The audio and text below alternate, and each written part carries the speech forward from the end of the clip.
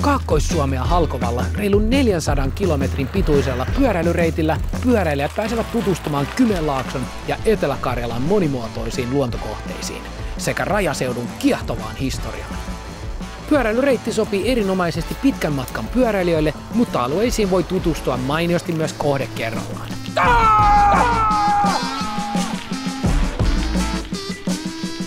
Pyöräilyreitti alkaa Kouvolan keskustasta, josta poljetaan kauniissa maalaismaisemissa kohti itäisen Suomenlahden rannikkoseutua.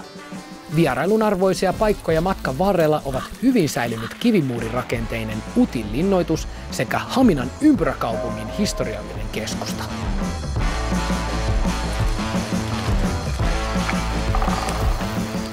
Virolahdella ja Miehikkälässä pyöräilyreitti myötäilee sotahistoriallista salpalinjaa, joka rakennettiin Suomen puolustukseksi talvisodan jälkeen. Itärajalle saavuttaessa peltojen keskellä kulkeva reitti koukkaa ajoittain hyvin lähelle valtakunnan rajaa, jonka jälkeen matka jatkuu kohti Lappeenrantaa ja maamme kauneimpia järvimaisemia. Reitin ehkäpä salaperäisin helmi löytyy Savitaipaleelta. Takomäen louhoksella evästauosta voi nauttia mystisen kirkkaan veden ja jylhien maisemien äärellä.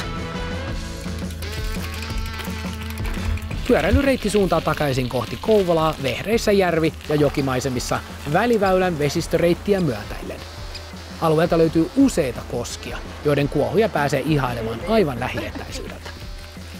Paluumatkalla pyöräilijät voivat pysähtyä kauniin Käyrälammen rannalle nauttimaan Tykkimäen saunan virkistävistä löylyistä.